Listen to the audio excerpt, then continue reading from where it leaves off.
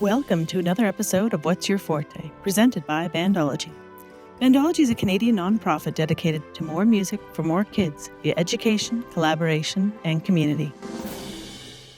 Hi everyone, and welcome to another episode of What's Your Forte. I'm Sandy, the head of programming at Bandology, and today I have with me Tamara, our public relations coordinator. Hi everyone. We're starting something a bit different today.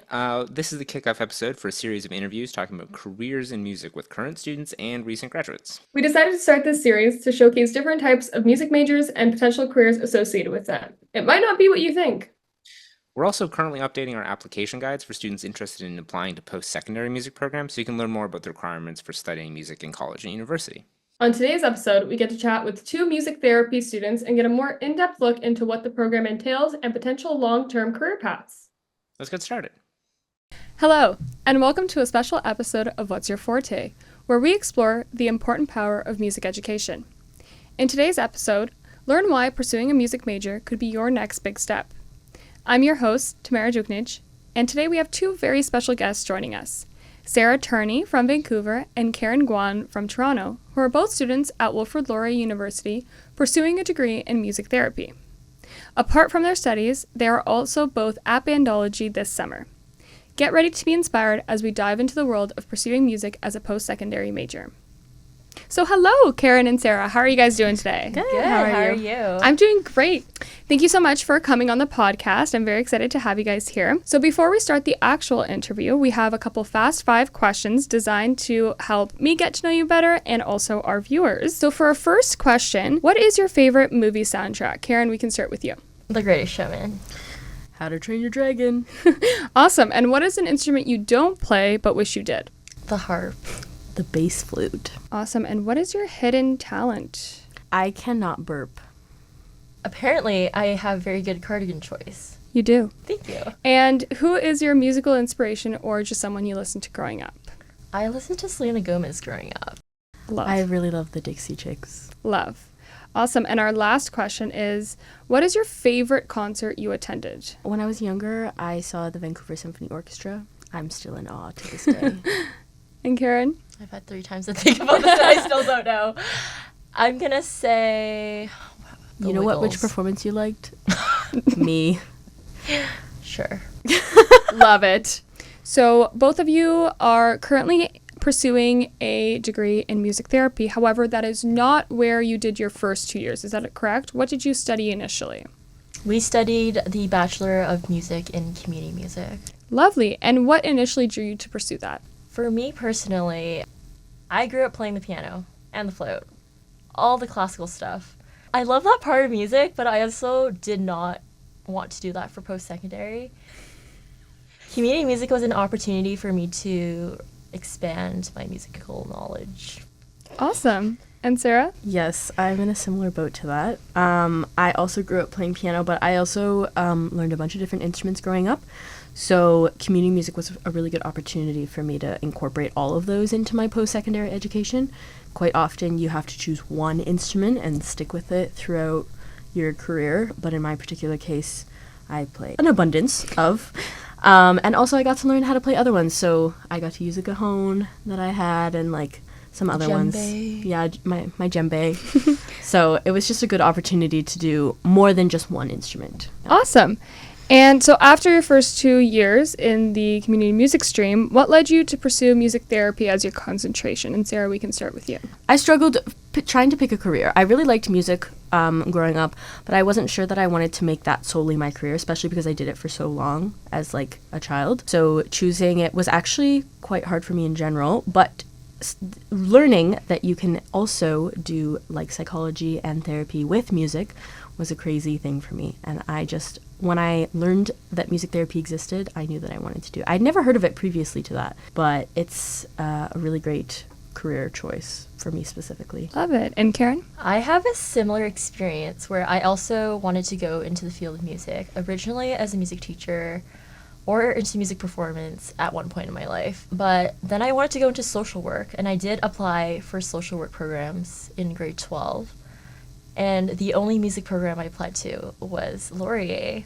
I was like, if I get into Laurier, then I will pursue music. But if I don't, then I guess I'm going into social work. Thankfully, I got into Laurier Music, so I came to Laurier for music. But in grade 11, I went to the Ontario University Fair, and there was this, I don't remember who it was. There was some person from Laurier that was like, hey, are you interested in coming to Laurier for music? And I was like, actually, maybe. She's like, well, yeah, we have like a music therapy program. And I'm like, wait, that actually sounds interesting. So then I looked into music therapy, and then that's when I knew that's what I wanted to go into. I love it. Awesome. So can you share any pivotal moments or experiences during your studies at Laurier that solidified your passion for music? Actually, bandology was on the Laurier job board, but I did discover bandology. I applied for the camp and workshop coordinator, which is the position I currently hold within bandology. Shameless plug.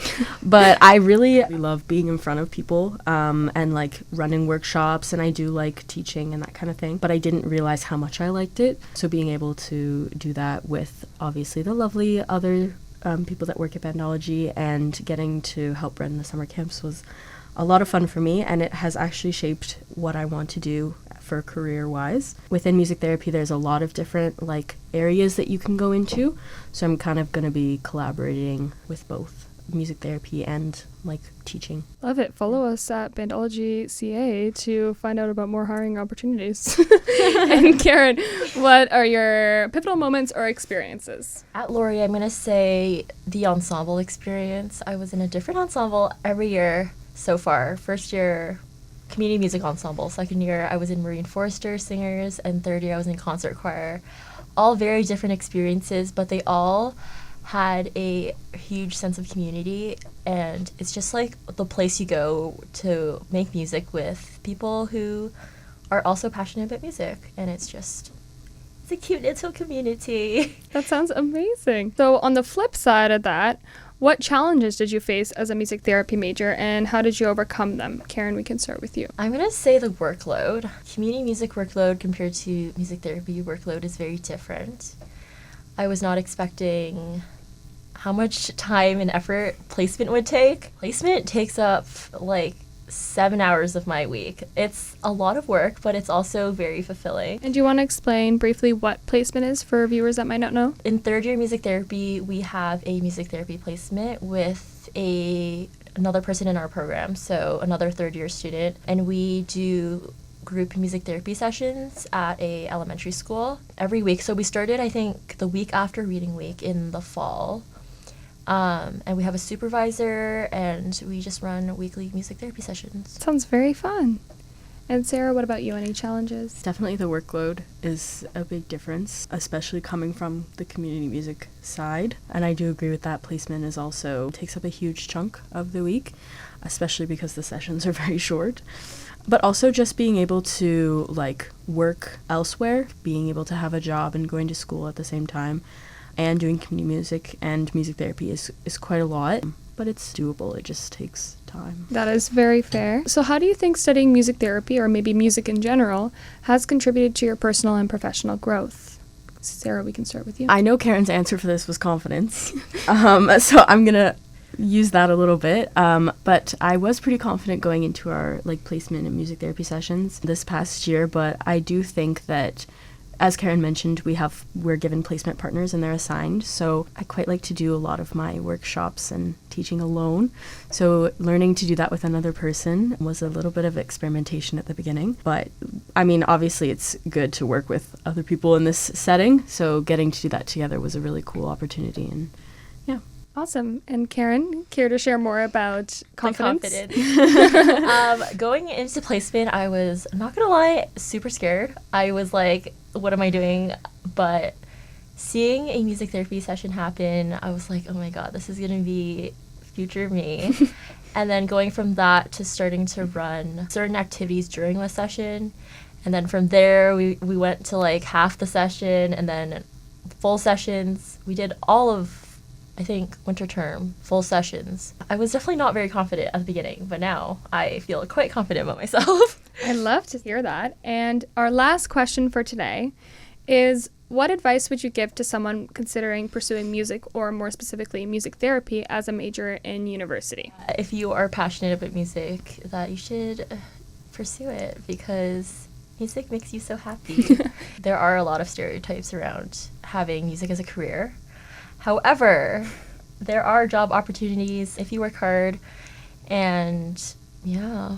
As we wrap up today's episode, I want to extend a very heartfelt thank you to today's guests and my friends, Sara and Karen, for sharing their experiences and wisdom with us. Whether you're considering a future in music or simply appreciate its profound impact, I hope this episode has offered valuable insights and encouragement. Until next time, we hope you keep listening, learning, and pursuing your passions. This is Tamara Djuknic signing off from this very special episode of What's Your Forte? Thanks for joining us. If you like what you heard, you can learn more about our organization at bandology.ca, which features information about music education, advocacy and research, and our workshops, community events, and music camps. Follow us on Instagram, Facebook, TikTok, and YouTube at bandology.ca, and find more episodes of What's Your Forte wherever you get your podcasts.